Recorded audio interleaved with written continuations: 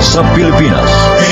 NBC Manila Broadcasting Company. DZRH, member, kapisanan ng mga broadcaster ng Pilipinas. Pagbabayaran din niya yon. Paano pa, Inay? Paano pa ako magkakaroon ng katarungan? Walang nalilingin sa Diyos, Lirio. Hindi man tayo makasingil. Siya maniningil sa iyong kaapihan. Handog ng DZRH ang dula sa kanyang panahon. Bakit po binibigyan niyo ako ng pera, Ma'am Sonia? Lirio, ito'y tulong ko para sa'yo, ano? Dahil sa masamang sinapit mo dito sa aming bahay. Ma'am? Gamitin mo ito para makapagsimula ka ng isang bagong buhay. Sabi niyo, tutulungan niyo akong hanapin ang nagsamantala sa akin. Oo, ginawa ko na yon. Pero, wala rin akong nalaman. Kaya ito na lang. Ito yung naisip kong gawin. Ma'am Sonia. Bumangon ka, Lirio. At sikapin mong malimot ang iyong naging kasawian.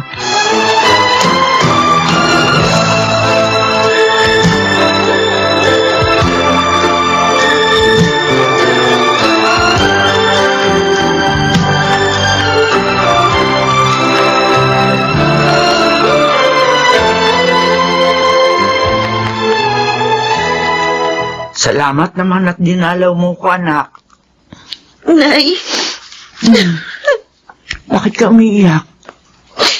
May nangyari ba? At saka bakit dala mo lahat ang gamit mo? Si Ma'am Sonia po. Sinaktan ka ba ng amo mong babae? Di ba sabi mo mabait yun? Pinalis na po niya ako sa kanila. Pero bakit? Ayaw po niya kasi madamay sila sa nangyari sa akin. Nangyari? Nay, nirape po ako doon. Diyos ko. Sino lumapastangan sa'yo, anak? Hindi ko po alam. May takip po siya sa mukha. At pinaamoy niya ako ng pampatulog. Napakawalang yan ang gumawa sa'yo ng ganon. Pagbabayaran din niya yon. Paano pa, Inay? Paano pa ako magkakaroon ng katarungan? Walang nalilingin sa Diyos, Lirio. Hindi man tayo makasingil. Siya maniningil sa iyong kaapihan. Kumusta ka na, Lirio? Eto, pinipilit na bumangon. Kaya, pag nagbunga ang pagsasamantala sa akin, buntis ako, Joey. Lirio, naparito ko para sabihin sa'yo na hindi nagbabagong damdamin ko sa'yo. Joey? Oo, handa akong maging ama ng iyong dinadala. Pumayag ka lang na makasal sa akin.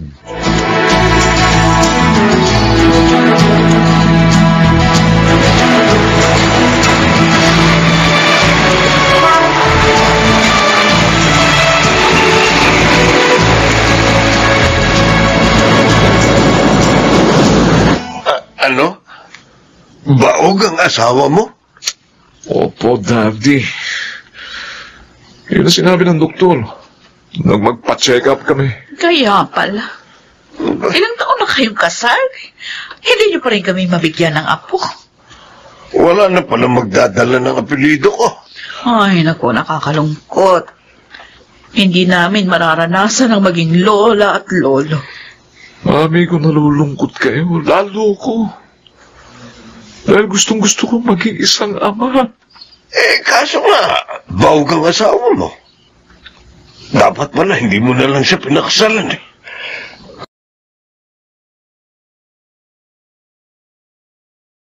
Di ba, Daddy? Mami, may pag-asa pa naman para maging ama ako eh. Paano? Mag-aampon kayo? Oo. Ay, hindi. Hindi, Mami. Ayaw Ano? na edit yun. Mag-aanak ka sa iba. Ay, naku. Lalong hindi pwede. Magagalit ang daddy ni Edith. Sisingilin yung pagkakautang natin dahil sa pagkalugi sa ating negosyo. Ay, pag nagkataon, magiging mahirap pa tayo sa daga, klaro. Hindi ho ako mag-aanak sa iba. Ano ba kayo? Ano? Kukunin ko yung tunay kong anak. Ha? Ang anak ko sa pagkabinata. May anak ka? Meron, Daddy. Oh, Mami, may anak ako kay kanino? Lirio. Sa katulong natin? Opo, Daddy. Nabalitaan ko kasi noon na nagbunga yung ginawa ko sa kanya. Kung ganoon, tamang hinala ko. Ikaw nga. Ikaw ang gumahasa sa kanya.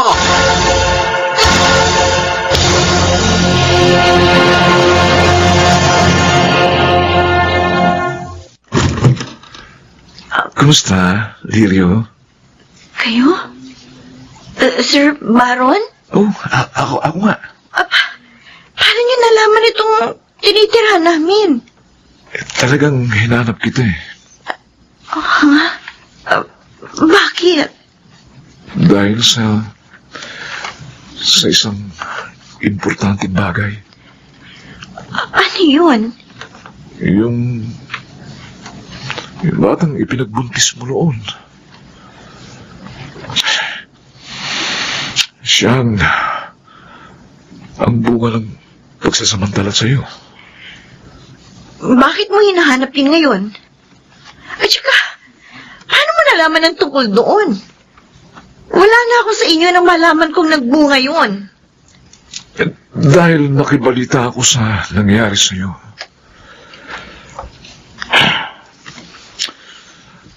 Lirio, ako ang nagsamantala sa'yo.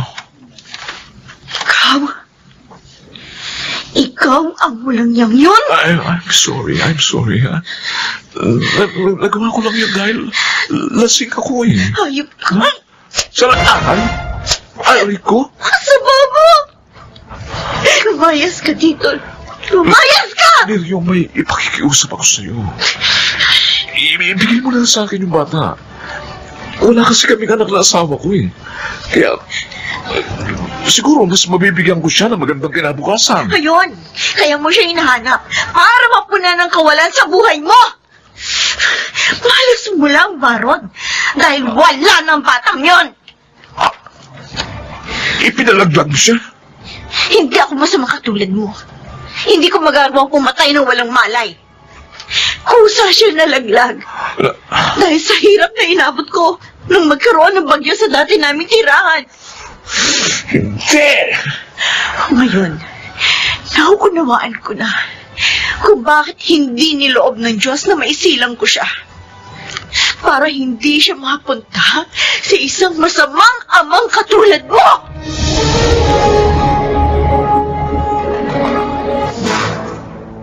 Walang hiya siya. Pasalamat siya wala ako dito. Dahil kung nandito ako, baka nataga ko siya. Noon pa man, may hinala na ako kay Sir Baron. Wala nga lang akong makuhang ebidensya. Pero ngayon, dahil sa paghahangad niya makuha ang bata, siya na mismo ang naghayag ng kanyang kawalang hiyaan. Ngayon, ramdam kong ibinigay na ng Diyos ang katarungan sa akin sinapit. Dahil bigong magkaanak ang lalaking lumapastangan sa akin. Pwede bang huwag ka nang magalit, Lirio? Sana ngayon, ibigay mo na rin sa akin ang inaasam ko. Ang pagpayag mong makasal tayo. Huwag ka mag-alala. Payag na siya ngayon. Si nanay talaga. Inunahan pa akong sumagot. Kasi naman sobrang tagal na ng paghihintay ni Joey. Totoo ba yun, Lirio? Payag ka nang makasal tayo? Ha? Oo. Handa na akong harapin ang panibagong buhay. Nakasama ka.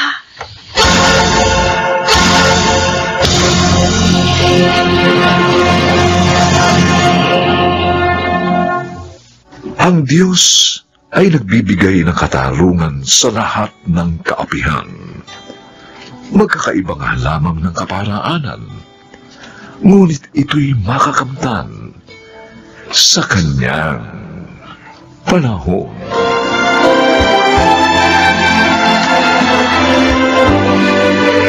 Mga nagsiganap, Chiquit del Carmen Amor, Susan Robles, Rosana Villegas, Lionel Benjamin, Phil Cruz at ang inyong lingkod. Special Sound Effects Jerry Mutia. Technical Supervision Eric Lucero at Bong Muyar. Musical Scoring Buboy Salong. Ang kasaysayang ito'y mula sa panulat ni Thelma Corporal Alcantara. At sa pinagsamang direksyon ng inyong lingkod June Martin Legaspi at Roberto Bobby Cruz sa kanyang panahon. Magandang araw po. Pwede po ba magtanong? Oo naman, Ineng. Pero, teka, parang namumukhaan kita. Oo. Oo, ikaw nga. Ikaw nga yung babaeng isinugod din sa emergency room ng ospital, kung saan agaw buhay noon ang anak kong si Ashton.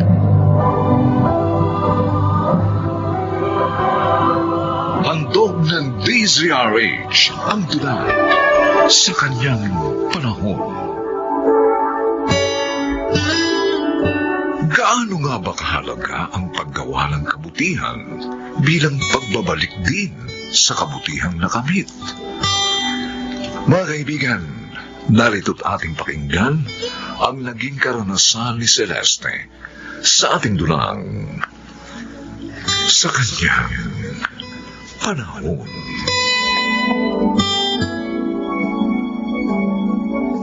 Ay, naku. Sorry po, ma'am, sorry. Hindi ko po sinasadya.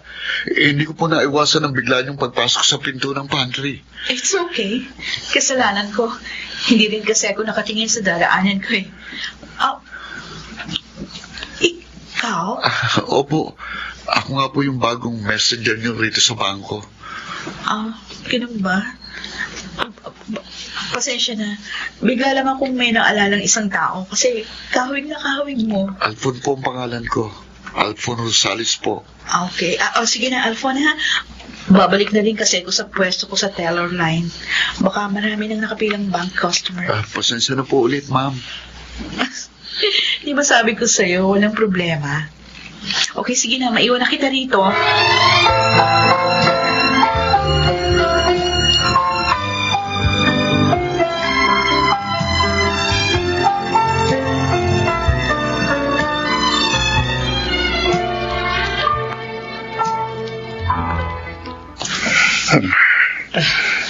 Nakikita ko na yung malaking rebulto ng Birheng Maria. Kaya malapit na tayo sa punto ng anak natin na. Ay. O bakit kasi? Ipinagbabawal na rito sa loob ng sementeryo yung pagpasok ng mga tricycle. Ang haba-haba tuloy ng nilalakad natin mula sa gate. Kaya nga ako, ang iniisip ko, kapag nagkaroon tayo ng pera, Ay, kapagod. palagyan natin ang bubunga ng puntod ng anak natin. At saka mahabang bangkong bato na mauupuan. Para kahit maghapon tayo roon, makapagpapahinga tayo. Kaya lang, sa kalagayan natin ngayon na pareho nang hindi makapaghanap buhay dahil sa mga sakit natin sa katawan, baka hanggang pangarap na lang yung sinasabi mong yan, Lucas. Oh.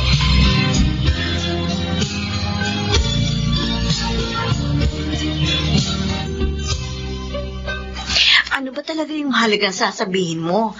At hindi mo na talaga kamo mahihintay pa yung uwian, ha, Celeste? Halika. Tingnan mo itong mga retratong ito, Amor. Oh, si Alphon yan, hindi ba? Yung bago nating messenger? Parents ba niya yung mga kasama niya sa picture? Pero ang tanong, bakit may picture ka ni Alphon? Dati na ba kayo magkakilala? Hindi si Alphon ito. Si Ashton. yung heart donor ko nung dumaan ako sa heart transplant 5 years ago. Talaga ba? Aba, magkamukha sila ni Alfon. Nung operahan ako sa puso, idinokumento lahat ni Mami yung naging process ko. Kasama na yung paghingi niya ng mga retratong ito sa parents ni Ashton. Luko, ito pa nga yung pinirma nilang kasunduan sa pagitan nila ni Mami at ang buong pangalan ni Ashton, Ashton Rosales. Oh my God! Si Leslie! Bukod sa magkamukha, magkapareho pa ng apelido, naging heart donor mo. At ang bago natin messenger.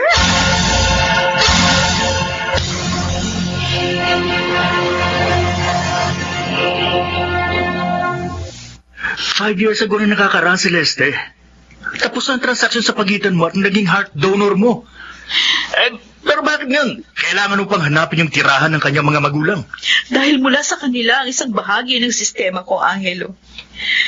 Hindi ba dapat pasalamatan ko sila ng personal? Ginawa na yun ng mami mo na nabubuhay pa. Binayaran pa nga sila ng kaukulang halaga. Hindi pa ba sapat yun? Gusto ko lang gantihan ang pagkakaroon nila ng busilak na puso. Mahirap bang unawain ang gusto ko mangyari? Alam mo, nagkaganyan ka lang nang dumating ang bago niyong mensahero doon sa department niyo. Gusto ko tuloy isipin. Obsessed ka na sa messenger na yun. Angelo, ganyan na ba kababa ang tingin mo sa akin? Para paratangan mo ako ng ganyan?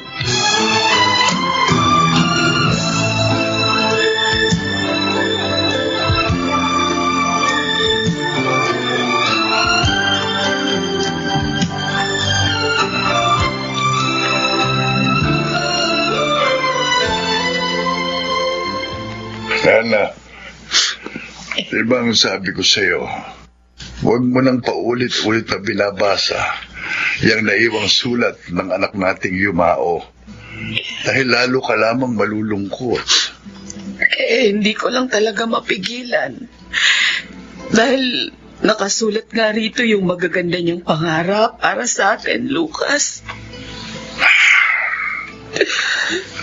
Kung hindi nga lamang siya naligaw ng landas, hindi siya maagang aagawin sa atin ang kamatayan. Napakasakit. Yung huling sama niyang yun sa kinaaniban niyang grupo para mang-hold up ng bangko. Yun sana ang itinakda niyang araw ng plano niyang pagbabago. Siguro lang para maibsan na rin ang pangungulila natin sa kanyang pagkawala. Tanggapin na rin natin na baka nga hanggang to na lamang ang kanyang buhay.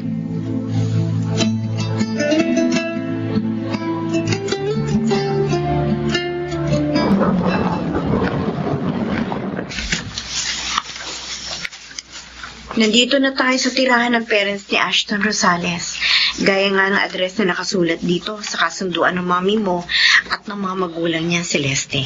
Okay, sige. Sandali, bababa na ako ng kotse. May matandang babaeng nagwawalis sa harapan ng bahay. Doon ako sa kanya magtatanong. Sige. Ingat.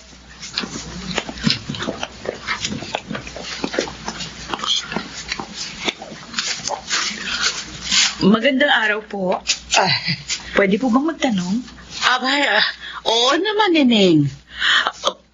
Pero, teka, parang namumukhaan kita. Oo, ikaw nga. Ikaw nga yung babaeng isinugod din sa emergency room ng ospital, kung saan agaw buhay noon ng anak kong si Ashton. Kung ganun, kayo po ang ina ng taong pinagkakautangan ko ng buhay. Hindi ko makakalimutan ang sandaling yon. Langlapitan ako ng iyong ina at hilingin sa akin na kung maaari ay ipagkaloob ko ang puso ni Ashton sa iyo. Dahil nakararanas ka ng heart failure. Agaw buhay ang anak ko doon. Nabaril siya ng mga otoridad sa isang holdapan ng bangko. At hindi ako nagdalawang isip dahil ina rin ako. At tumangdam ako ang kagustuhan ng iyong ina nadugtungan ng iyong buhay. Katulad din sana ng kagustuhan kong madugtungan din ang buhay ng aking anak. Pero huli na ang lahat. Salamat. Maraming salamat po sa busilak niyong kalooban. Wala pong kapantay ang ginawa niyong kabutihan. Ang hiling ko lang sana sa'yo sa mga sandaling ito. Pwede ko bang haplusin ang puso ng aking anak? Opo. Malaya kayong damhin ang puso ni Ashton. Diyos ko. Damang-dama ko ang pintig ng puso ng anak ko. Buhay na buhay ang puso ni Ashton ko. Buhay na buhay.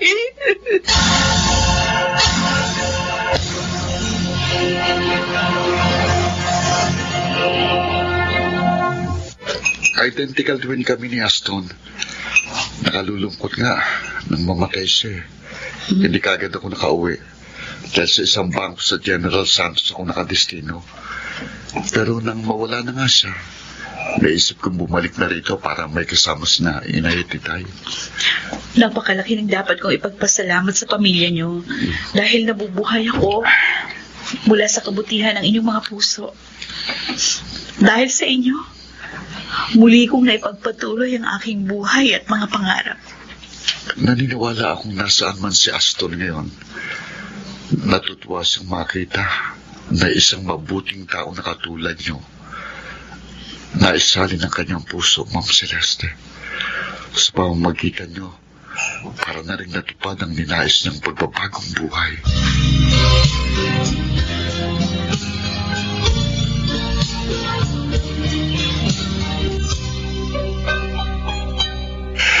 Nena, ang daming lamang pera ng sobrang ibinigay sa atin nang nagpunta rito ang heart recipient ni Aston. Oo. Nasa 300,000 ng bilangin ko.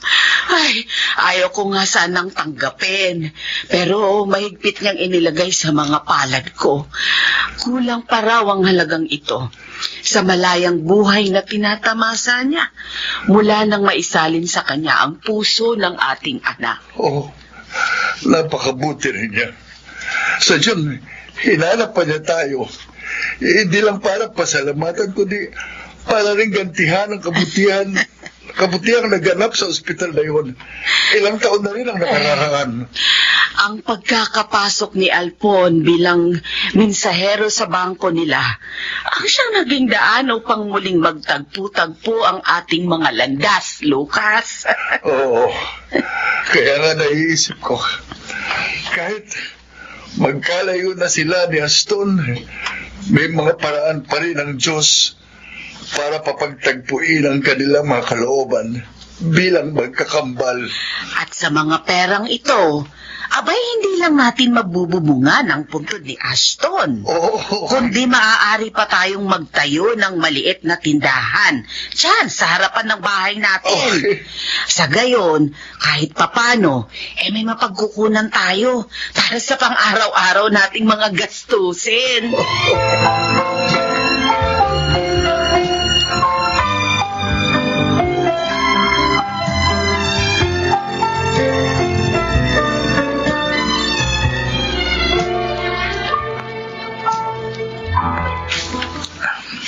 Patawarin mo ako. Masyado lang ako nakadama ng insecurity sa pagitan ng pagkasama natin. Kaya nawala ako sa katwiran. Naparatangan pa kita ng masasakit. Naunawaan kita, Angelo. Alam kong initial na reaction mo ang lahat sa mga nangyari. Pero maiintindihan mo rin ako sa huli. Halika nga. Celeste, pwede bang sa susunod na pagdalaw mo sa pamilya Rosales, kasama na ako? Para naman makapagpasalamat din ako sa mga taong nagdugtong sa buhay ng asawa ko. Pero alam mo, higit pa sa magagandang pangyayaring naganap at magaganap pa sa hinaharap, higit ang pasasalamat sa Diyos. Dahil siya ang gumagawa ng paraan upang makakrus natin ng landas ang mga taong magiging malaking bahagi rin pala ng ating mga buhay.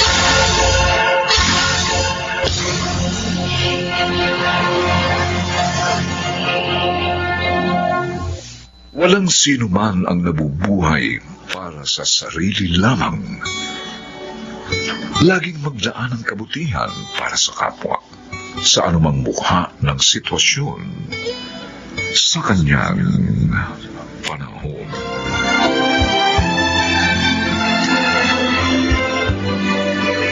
Mga nagsiganap: Rosana Villegas, Chiquit del Carmen Amor, Jenaline de la Cruz, Phil Cruz, Bobby Cruz, at Maynard Landicho Jr. Special Sound Effects, Jerry Gutierrez.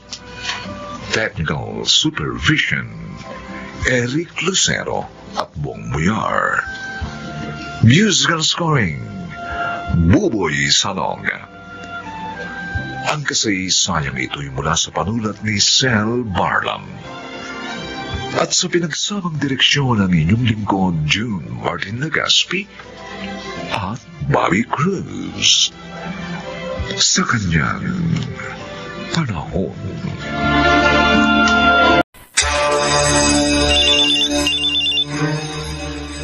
Ay, may tumatawag sa cellphone ko. Baka sa inyo yan. Huwag mo na sagutin. Ikaw walang pangalan eh. Sasagutin ko na lang. Hello? Hello, Pati. Ang lolo Tiago mo ito. Lolo? Kung mahal niyo pa ang mga magulang niyo, magpunta kayo dito sa pinakamalapit na ospital sa bahay niyo. Ngayon din. Ospital? Bakit po?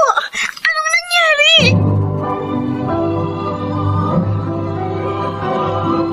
Handog ng DZRH ang dula sa kanyang panahon. Yaman ang turing ng mga magulang sa kanilang mga anak. Ngunit yaman na nagdudulot din sa kanila ng alalahanin at kalumbayan. Mga mahal naming tagapakinig, narito po ang naging karanasan ni Patty sa ating dunang sa kanyang panahon.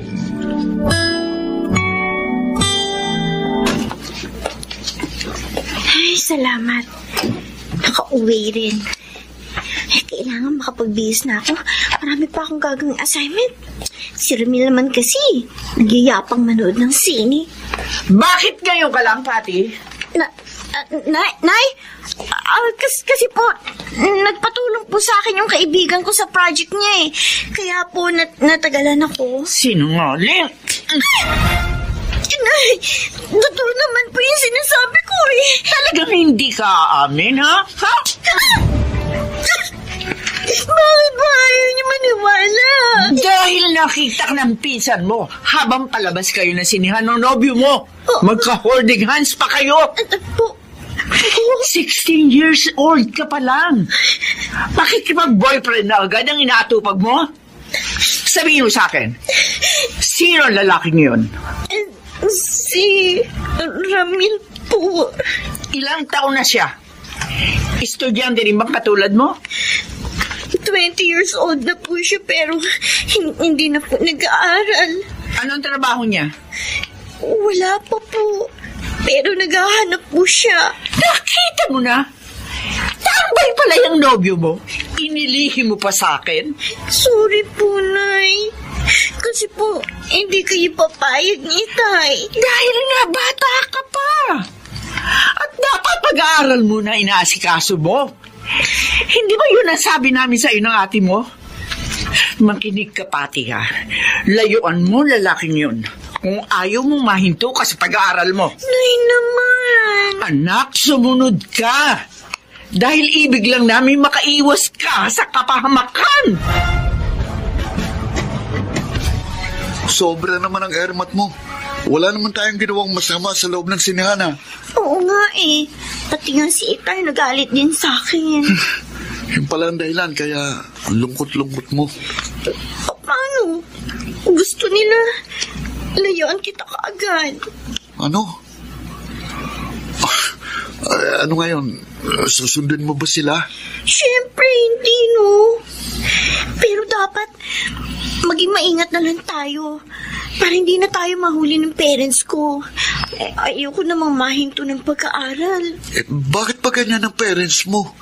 Nakakasakal.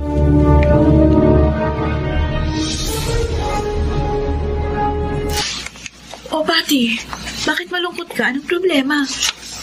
Wala. Oh, alam ko na. Namimiss mo si Ramil, ano? Oo, ate. Kasi naman hatid sundo na ako ni Inay. Hindi na tuloy kami magkita ni Ramil. Sa cellphone na lang kami nakakapag-usap. Ikaw kasi hindi ka nag-iingat. Nabuking ka tuloy. Buti ka pa nga, Ate Wing eh. Kahit nakailang boyfriend ka na, hindi nabubuko ni na Inay. Siyempre, magaling ako magtago ng sikreto. Dapat ganun ka rin. Pero, okay na rin yung sa cellphone lang kayo nag-uusap para mas maplano nyo yung pagkikita nyo nang hindi kayo mabuko. Buti ka pa, ate. Naiintindihan mo ko. Ayoko rin naman yung ginagawa sa atin ng mga magulang natin. Masyadong mahigpit.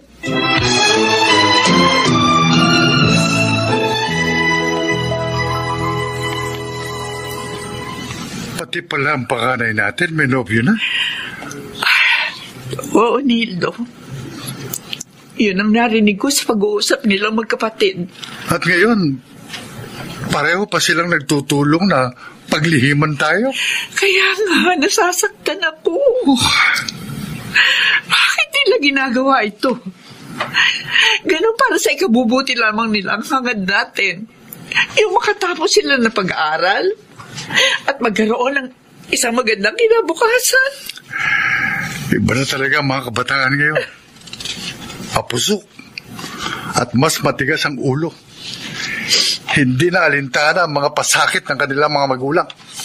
Nildo, gusto ko ilayo sila sa kanilang mga nobyo. Yun din ang gusto ko. At may naisip na akong paraan, Minda, para mangyari yun.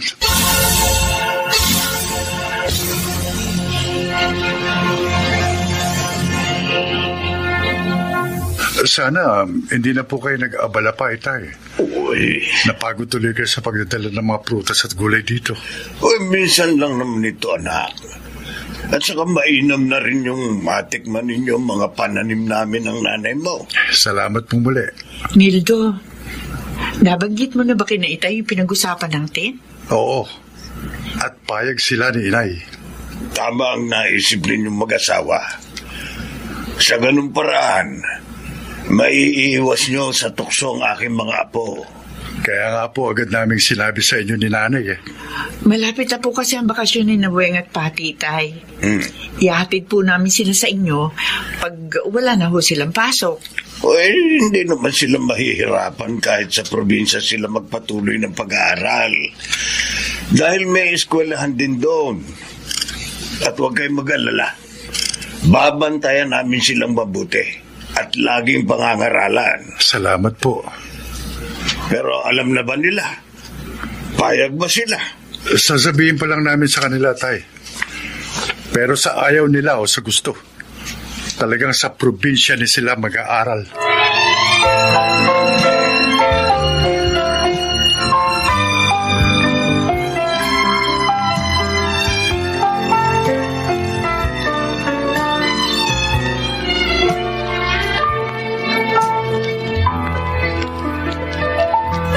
Ano ba sasabihin mo sa akin?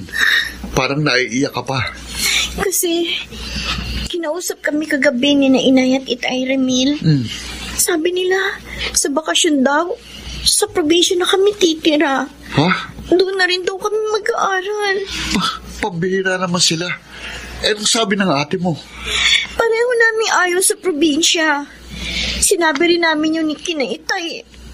Pero hindi na rin magbabagong pasyon nila. Tiyak na kaya nila gagawin yun para mailayo ka sa akin. Yun nga din ang palagay ko eh. Pati, gusto mo bang magkahiwalay tayo? Ayoko, Ramil. Kung ganun, sumama ka na lang sa akin. Magtanan tayo. Ano? Oo, para hindi na nila tayo mapaglayo pa. May alam akong pwede nating puntahan. Halika na, Pati. Nag-text na si Oscar. Magkasama na sila ni Ramil. Hinihintay na tayo. Oo, eto na ate. Tapos na ako mag-impake. Tara na. Dahan-dahan tayong lumabas ng bahay. Dapat makalis tayo habang tulog si Inay at Lolo Tiago. Bukas na yung pinto. Tayo natin. Ngayon, hindi na tayo mapipigilan ni Inay at Itay. Kahit si Lolo Tiago, wala nang magagawa pag nakalabas na tayo dito. Bubuksan ko ng main door natin. Saan kayo pupunta ang dalawa? Si Inay! Dali! Takbo na, Pati! Bilis! Bakit may dala kayong malaking bag?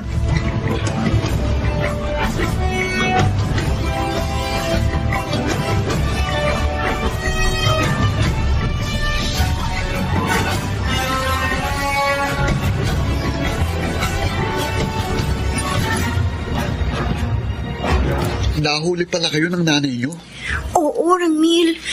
Buti nga may gamit kayong sasakyan eh. Naialis nyo kaagad kami doon. Pero malamang, inahanap na nila tayo. Kaya kailangan, makaalis din kaagad tayo rito. Kuya, ano pang hinihintay natin? Yung perang inuutang ko sa kaibigan ko, malayong pupuntahan natin eh. Kaya dapat, may sapat tayong baong pera. Ay, teka, may tumatawag sa cellphone ko.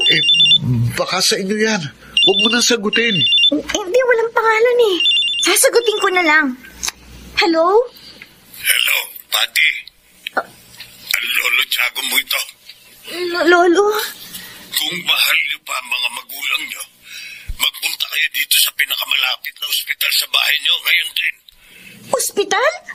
Bakit po? Ano pong nangyari? Bumanggaan sinasakyan tricycle ng nanay at tatay niyo dahil sa paghahabol sa inyo. Ay, Diyos ko! Hindi!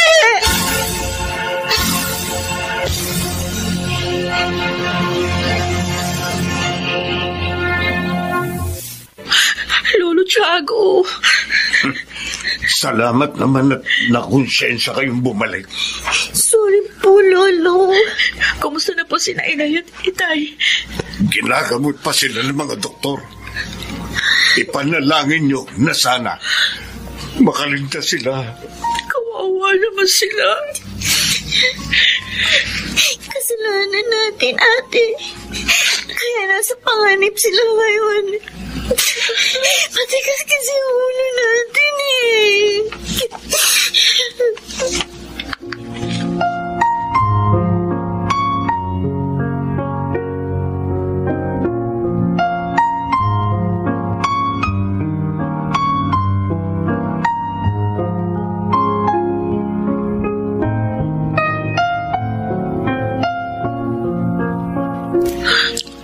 Inay. Morning. Pati. Kami nga po, Inay. Salamat sa Diyos. Ligtas na po kayo ni Itay. Kung nawala kayo sa amin, hindi namin mapapatawa ng aming mga sarili. Mahal namin kayo, mga anak. At ibig namin na magkaroon kayo ng isang magandang kinabukasan. Kaya namin kayo iniingatan. Nauunawaan po namin kayo, Nay.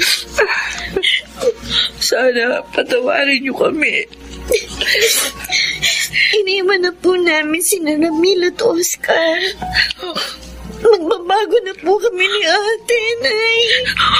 Opo, Nay. Asikasuhin na namin ang aming pag-aaral. At hindi na po kami paglilihim pa sa inyo.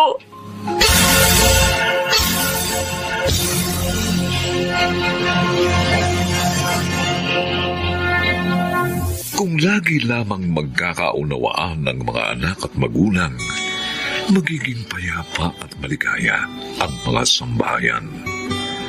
Malaki ang mababawas sa mga kabataang napapahamak at gaganda pa ang kanilang buhay sa kanyang panahon.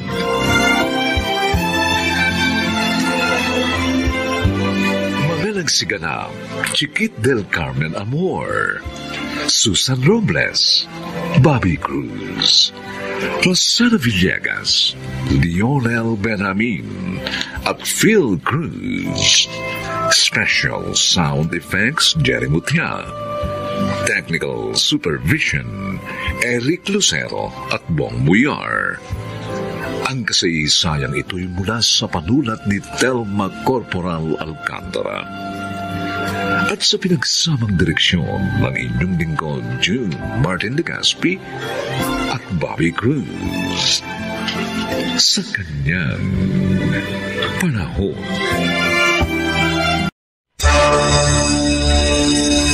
Huwag, Primo! Maawa ka sa akin! Ikaw ang maawa sa akin, Vilma. Noon pa ako patay na patay sa'yo. Hindi! Tulungan niyo ako! Saklolo! Mga kapitbahay!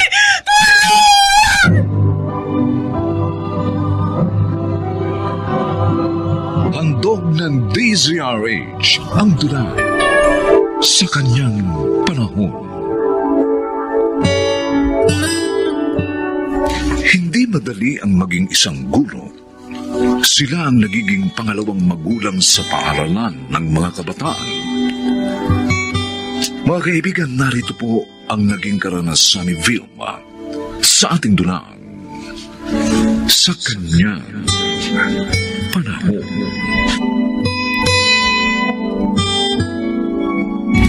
Mang Sendong, heto pong bayad ko dito sa uupahan ko. Advance and deposit po ito. Salamat, Vilma. Siya. Maiwan ko na kayo nitong kaibigan mo, ha? Sige ho. Sige ho. Kung may kailangan ka, tawagin mo lang ako sa bahay namin, ha? Opo. O ano? Okay na ba talaga sa'yo ang kwartong ito, Vilma? Oo naman, Rizel. Buti nga may sariling banyo at lababo dito sa kwarto, oh. Solo ko pa. Hindi na ako lalabas para magbanyo. At mura pa ka mong upa.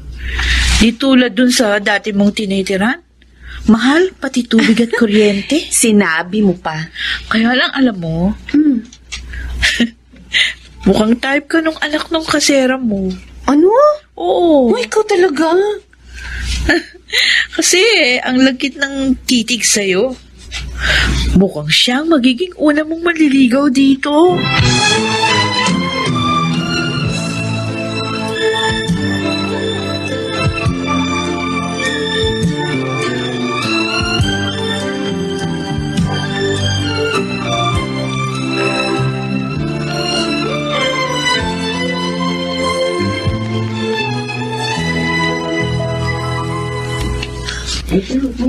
Chin-Chin. Ay, kayo po pala, Ma'am Sandoval. Bakit mamon na naman ang tanghalian mo? Huwag mo sabihin hindi na naman nakapagluto ang yaya mo. Opo, Ma'am. Tinanghali po uli ng gising eh. Pero mali na laging ganyan ang lunch mo. Dapat nga masustansya ang kinakain mo. Kaya dapat sabihin mo sa daddy mo ang ginagawa ng yaya mo. Para pagsabihan niya yun. Kasi po, baka po kurutin at pingutin po ako ni Yaya pag nagsabi po ako kay Daddy. Ha? Bakit? Ginagawa ba niya yun sa'yo? Opo, Ma'am. Pag hindi ko po siya tinulungan sa mga gawain sa bahay. At pinagtatrabaho ka pa niya? Opo. Hindi tama ito. Sobra na yung yaya mo. Maraming salamat sa concern mo, Ma'am Vilma. Sir, mahal ko po ang profession ko at ang mga estudyante ko. Kaya mahalaga sa akin ang kanilang kapakanan. Ang totoo, hindi ko alam na ganito ang ginagawa ng babae niyo sa anak ko. Kasi kapag nasa bahay ako, mabait naman siya sa bata. Maasikaso. Nagkukunwari siya kung ganun, Sir Marvin. Marvin na lang, Ma'am. Para maging komportable tayo sa isa't isa. At Vilma naman ang itawag ko sa'yo. Okay ba? Okay, Marvin. As I've said, nagkukunwari lang ang babaeng yun. Dahil nagagawa niyang saktan, pagtrabahuhin at pakainin ng hindi tama si Chinchin pag sila na lang dalawa. Makikita sa akin ng babaeng yun. Paalisin ko na siya sa bahay. Baby, I'm sorry ha. Hindi ko alam. Salbahe parang nakuha kong yaya mo. Don't say sorry, Daddy. It's not your fault. Salamat sa pangunawa mo, anak. Mabuti na lang. Sinabi sa akin ni Vilma ang lahat. Mabait po talaga si Ma'am, Daddy. Minsan nga po, pag nakita niyang mamo ng lunch ko, binibigyan niya ako ng baon niya. Talaga? Yes, Daddy. Dapat pala talaga. Pasalamatan ko siya.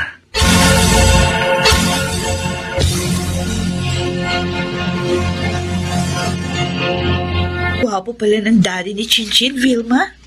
Mayaman, ha? Kaya lang wala ng asawa.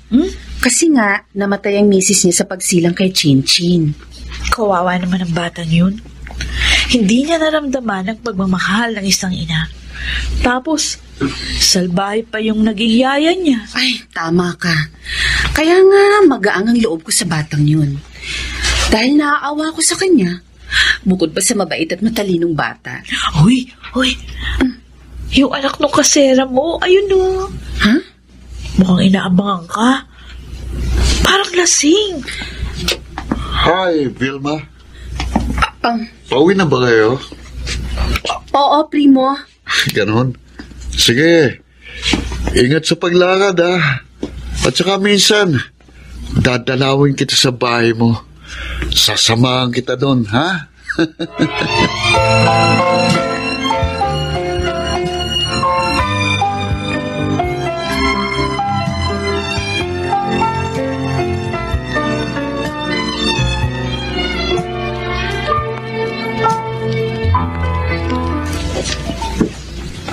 Good morning, Ma'am Vilma. Oh, Chinchin. Ang aga mong dumating ah. Nihatid po ako ulit ni Daddy. Hi, Vilma. Hi. Kumusta, Marvin? May nakuha ka na bang bagong yaya para dito kay Chinchin? Ayaw na ni Mama na kumuha pa ako eh. Ang sabi niya, siya na lang daw ang titingin sa apo niya. Luluwas na nga siya ngayon eh. Di mas okay. Sure na mapapabuti si Chinchin. Ma'am, meron po ko ibibigay sa inyo yung flowers and chocolates. Galing po kay Daddy. Ha? Paraan ko yung para magpasalamat sa'yo. Dahil sa kabutihan mo sa aking anak. Primo, anak. Tay. Sino bang sinisilip mo dyan sa bintana? Si Vilma, tay. May bisita siyang bayamang lalaki. At may kasamang batang babae. Naliligaw kaya sa kanyang lalaking yun? May dalang regalo eh. Wala namang masama kung manligaw man. Dahil dalaga naman si Vilma. At isa pang teacher. Gusto ko si Vilma. Ayoko mapunta siya sa iba. Primo, hindi ka papatulan nun, anak. Kasi, bukod sa hindi mo tinapos ang pag-aaral mo, lasenggo ka pa. Tay naman. Makinig ka, ha? Kung gusto mong may matinong babaeng pumatol sa'yo, magpakatino ka rin. At huwag puro alak ang inaatupag mo.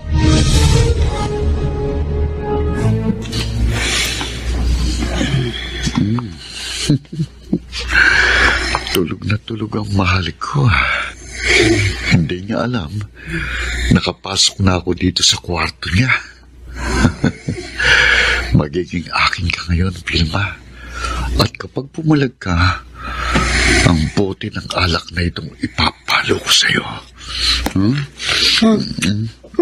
Bilis mo naman. Primo? Ako nga, Vilma. Di ba sabi ko sa'yo noon, dadalawin kita minsan dito? Narito na ako ngayon. Sasamahan kita. Wag, Primo. Maawa ka sa akin. Ikaw ang maawa sa akin. Noon pa ako patay na patay sa'yo. Huwag ka sumigaw. Tulungan niyo ako! Vilma! Sa Kuala! Mga kapit-bahay ko lahat! Tumahimik ka! Tula!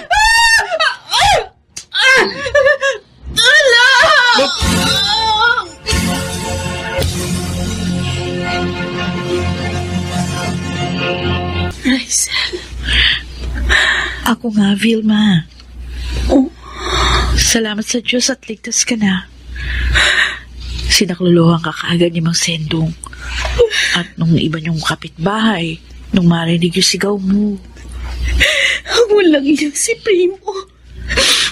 Dinagtangka niya ako halayin. Dahil ang laban ako, pinagsasaksak niya ako. Tama na. Baka mabinat ka. Dahil sa kanya, naperwisyo ang pagtuturo ko. Kawawa naman ang mga estudyante ko. Huwag mo muna silang intindihin. Nasaan na walang iyang yun? Nasaan si Primo? Mismong si Mang Sendong ang nagsuko sa kanya sa mga pulis. Mabuti naman at hindi siya kinonsinti. Alam ko mabuti kang tao. Tapat sa propesyon. Kaya hindi ka pinabayaan ng Diyos. Alam na nga pala sa school yung nangyari. Bukas, dadalaw yung mga estudyante mo. Pati na yung ibang mga teacher. Sina Chinchin at Marvin naman, darating uli mamaya. Uli? Oo. Lagi silang nandito nung wala ka pang malay at binabantayan ka. Ngayong magaling ka na, Vilma. Iyahatid na kita kina Rysel. Kinausap ko na siya. Oo nga. Para maingatan ka. Abay, mahirap na. Tsaka iba na yung lagi kang may kasama sa bahay. Mukhang kayo na nagplano para sa akin, ha? Tama ka. Doon ka na muna titira habang hindi pa tayo na ikakasal. Ano? Grabe ka, ha? Hindi pa nga kita sinasagot kasi agad yung sinasabi mo. Sasagutin mo din naman ako, di ba? Dahil mahal mo rin ako. Alam ko yun. Kaya nga, pinangatawanan ko na nobyo mo ko. Sa harap ni na Mang Sendong. Ganon? Oo. Grabe ka, ha? Binantayan mo lang ako. Alam mo na agad ang feelings ko. Di ba totoo naman? Huwag kang mag-alala. Hindi naman kita pipigilan magturo eh. Kahit mag-asawa na tayo. Talaga? Totoo? Totoong totoo. Dahil mahal ko rin ang profesyon mo.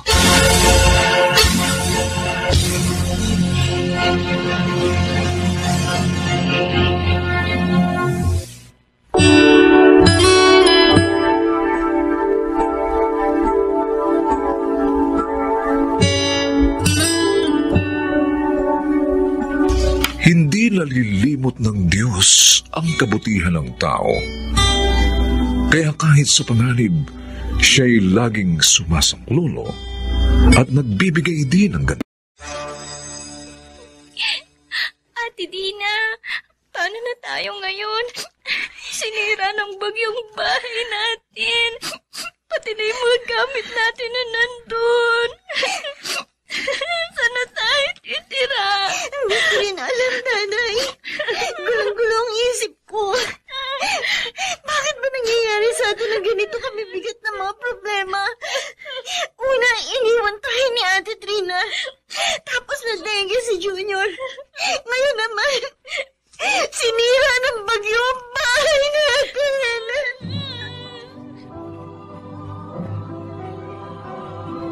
Handog ng DZRH ang dula. En su tiempo. In His time. Sa kanyang panahon. Hiram lang ang buhay. Kaya dapat pahalagahan. Sino mang magpakasakit ay ginagantimpalaan sa kanyang panahon. Sa kanyang panahon.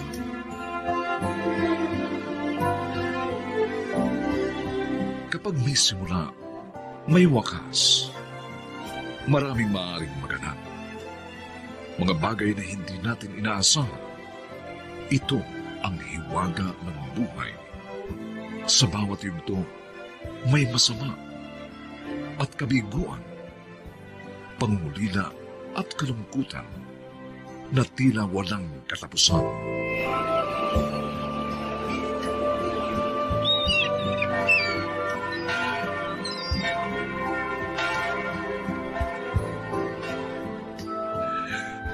Panginoon, laan akong magdusa sa kasalanang nagawa. Nagsusumamo po ako sa inyo. Akayin niyo po sa tamang landas.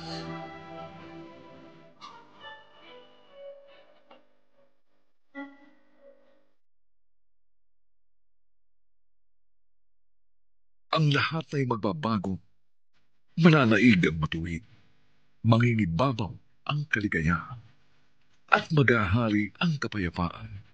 Dahil walang pahirap, walang mayaman, lahat ay pantay-pantay sa kanyang panahon.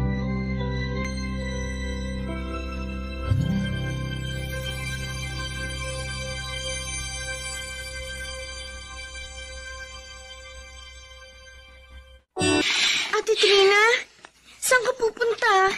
Bakit may dala kang mga damit? Ayoko na. Hindi ko na talaga kaya. Bahala ka na rito, Dina. Pati sa mga kapatid natin. Iiwan mo kami? Pero bakit, ate? Hindi ko na nga kaya ang hirap na dinaranas natin eh. Suko na ako. Kaya sasama na ako kay James sa mayaman kong manliligaw. Pero paano kami, ate?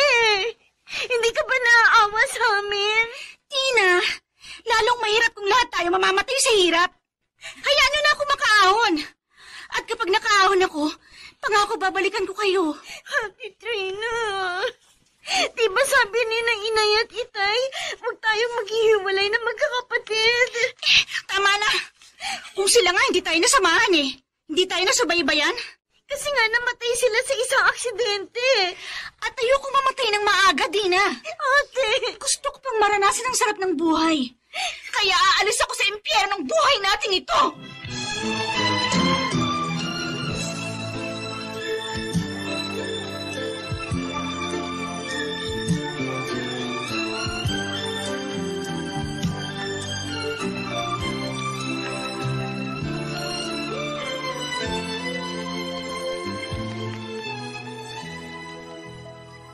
Kahapon ba siya umalis?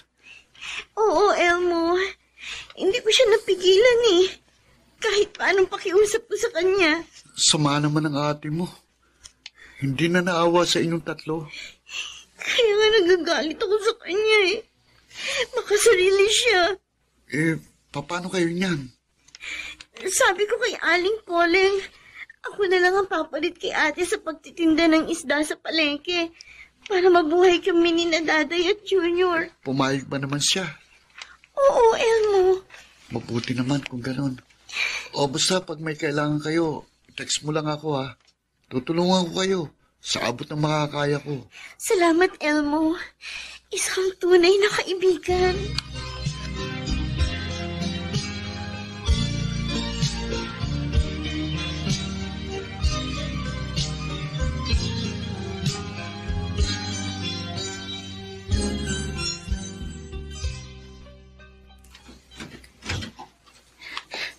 Ate Dina, mabuti naman dumating ka na. Gutom na ba kayo? Natagalan kasi bago naubos yung tinda namin isda ni Aling Poleng eh. Tapos, nagpatulong pa siya sa akin. Pero hindi bale, binigyan niya ako ng masarap na ulam natin, no? Si Junior kasi ate, dumudugo ang ilong. Ano? Diyos ko, hindi ba nawalang lagnat niya? Hindi ate. Dali na natin si Junior sa ospital.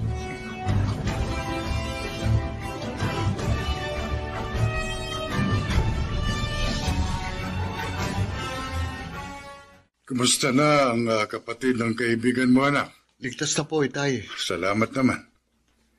Ang problema na lang ngayon, ang bill nila sa hospital. Ha? At ang mga gamot na kailangang inumin pa ni Junior. Kahit naman po kasi nasa public hospital sila, may babayaran pa rin eh. Dahil nga sa pagkakadengue ni Junior. Kawawang Dina. Maagang naging ina at ama ng kanyang mga kapatid. Iyak nga po siya nag-iyak eh. Tumigil lang nang sabihin ng doktor na ligtas ng kapatid niya. May naisip ako. Ilalapit ko sila kay chairman. Tiyak, tutulong yon. Pati na si mayor at si congressman. Sige po, Itay. Tulungan niyo po kaibigan ko. Naaawa na po akong talaga sa kanila eh. Anak, sabihin mo kay Dina, ha? Huwag mawawala ng pag-asa. Lahat ka mo ng problema ay may kalutasan.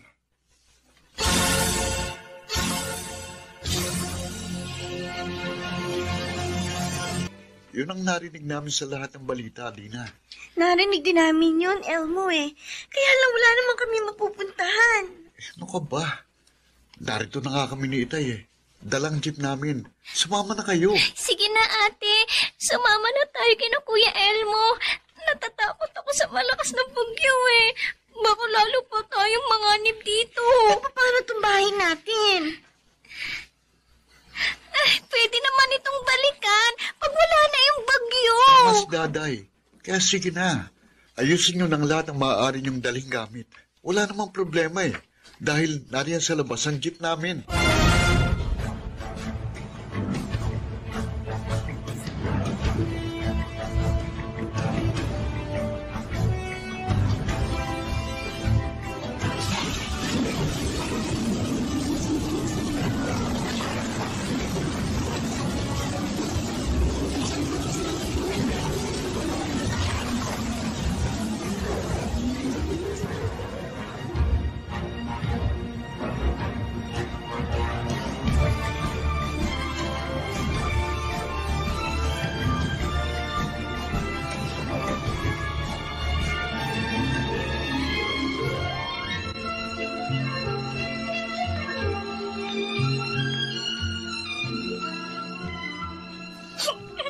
Ate Dina, paano na tayo ngayon? Sinira na ng bagyong bahay natin. Pati na yung mga gamit natin na nandun. Saan na tayo titira? Ako, hindi ko rin alam, Daday. Gulang-gulo na ang isip ko. Bakit ba nangyayari sa atin ng ganito kabibigat na mga problema? Una, iniwan tayo ni Ate Trina. Tapos nadege si Junior. Ngayon naman sinira ng bagyong bahay natin. Magpasalamat pa rin kayo, Dina. Daday, dahil buhay pa kayong magkakapatid. At yun ay dahil sa tulong ninyo, Elmo. Salamat sa inyo. At napagkasunduan din namin na dumito na lang kayo. Total, kaming dalawa na lang dito nitong anak ko. Dahil nasa ibang lugar na rin at may pamilya na ang dalawa niyang kapatid. Dito na lang kayo para may matirahan kayo. Salamat po, Mang Elias. Ang bait-bait po ninyo talaga. Tatay Ilyas na rin ang itawag niyo kay Itay. Nahihiya na ako sa inyo, pero talagang wala na akong maaaring lapitan eh. Maraming salamat sa inyo, Elmo, Tatay Elias. Huwag mong alalahanin yon. Kaibigan kayo nitong anak ko, kaya tutulungan ko kayo. Ang problema ko po ngayon ay ang magiging trabaho ko. Kasi kahit po sinaaling Poleng napinsala rin po ng bagyo. Kasi malapit din sila sa ilog eh. May nalaman ako. Magbibigay ng tulong si Mayor sa mga napinsala ng bagyo. Yon ay upang makapagsimula silang muli. Ayuda raw. Paano po kaya ako makakakuha noon, Tatay Elias? Elmo, nasa lubong ko sina Daday at Junior. Saan pupunta ang mga yan? Tay, magtitinda po sila ng kakanin.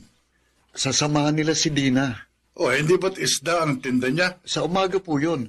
Naisip ni Dina na magtinda naman ng kakanin sa hapon para daw mas mapalago niya ang puhunang nakuha nila sa ayuda ni Mayor.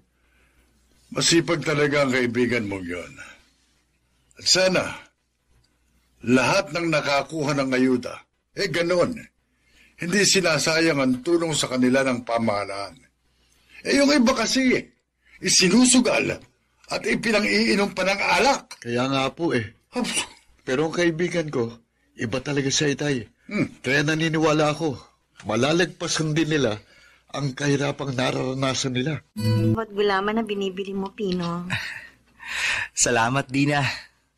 Tiyak, gagana na naman akong kumain dahil narito ka. Ay, naku, Pino. Manong kumain ka na nga lang at may aasikasuhin pa akong ibang bumibili. Kung sinasagot mo na ba ako, edi hindi na kayo nahihirapan sa pagtatrabaho ng mga kapatid mo. Ako na ang bubuhay sa inyo. Ilang taon na nga wala ang ate ko. At sa awa ng Diyos, nakatawid naman kami ng mga kapatid ko. May karinderya na nga kami dito sa harapan ni na Elmo. Kaya hindi ko na kailangan pang kumuha ng bubuhay sa amin. Pero Dina, iba yung may katuwang ka. Makakatapos din ng pag-aaral ang mga kapatid ko sa pamamagitan ng sarili naming pagsisikap.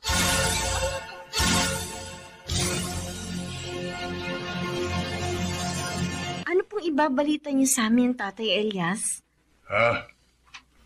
Nakita ko ang ate Trina mo sa lugar ng panganay kong anak. Ano po? Totoo, Itay. Nakita niyo si Trina sa lugar ni na Kuya Nestor? Ano pong ginagawa niya doon? Doon po ba siya nakatira? Ayon sa mga napagtanungan ko, doon nga, namamalimos siya sa lugar ngayon. Oh, namamalimos? Imposible! Sabi niya, mayaman ang lalaking sasamahan niya. Bakit siya mamamalimos? Nilapitan ko siya at nagpakilala ko. At napaiyak siya, Dina. Niloko lang pala siya ng sinamahan niya. Nasira ng gusto ang buhay ng kapatid mo dahil sa ginawa niya. Sa tingin ko, meron siyang sakit. Ganun po ba? No. Anong balak mo, Dina? Ito. Pupuntahan mo ba siya?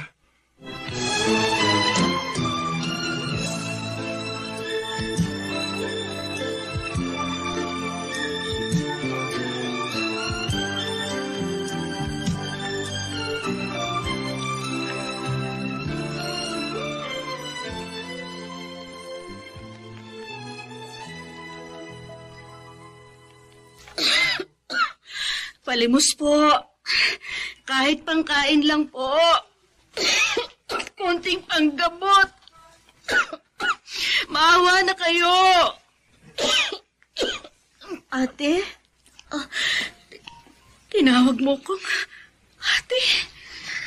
Hindi mo na ba ako natatandaan, ate? Ang teenager mong kapatid na iniwan mo na sa probinsya. Dina. Dina. Ate Trina. Bakit ka nagkaganyan? Sobrang payat mo. Nagkamali ako. Niloko lang ako ng sinamahan ko. Akala ko'y mayaman. Sinira niya ang buhay ko. Sana bumalik ka na lang sa atin. Nawalan na ako ng lakas ng loob, Dina. Dahil sa malaking pagkakasala ko sa inyo. Sa halip na maging matatag ako, dahil ako ang ate niyo, ako pa itong unang sumuko at umiwan sa inyo. Uuwi na kita, ate. At ipagagamot. Alam mo, tapusan ng pag-aaral ng dalawa natin, mga kapatid. Awa ng Diyos, napagtapos ko sila.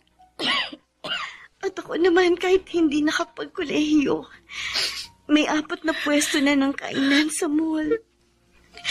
Pinalat ka, Dina. Dahil naging matatag ka at nagsikap. Hindi tulad ko. Patawarin mo sana ako, kapatid ko. Tutulungan kitang makabangon, ate. At alam ko, magiging maayos din ang buhay mo.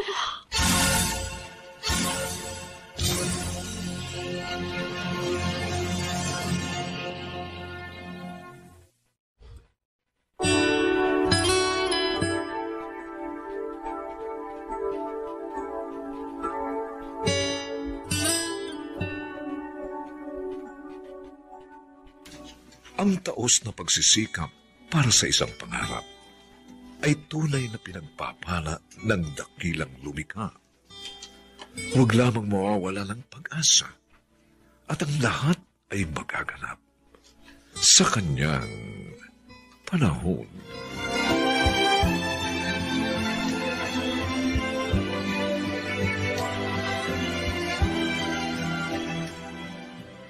Sa kanyang panahon.